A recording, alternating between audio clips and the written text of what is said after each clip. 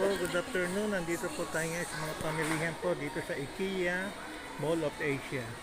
Ayan, napakaraming tao kasi holiday po ngayon. Ayan. Lahat ng mga furniture po rito, lahat ng mga gusto mong bilhin ay naririto na po. Ayan. Ayan po. IKEA po ito, ng Mall of Asia. Ayan.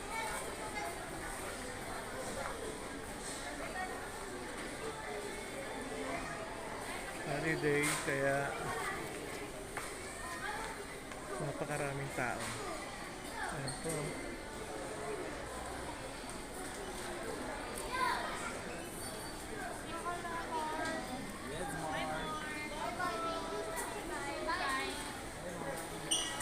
Ayan. So, okay po. Hanggang dito na lang. Susunod na vlog ulit.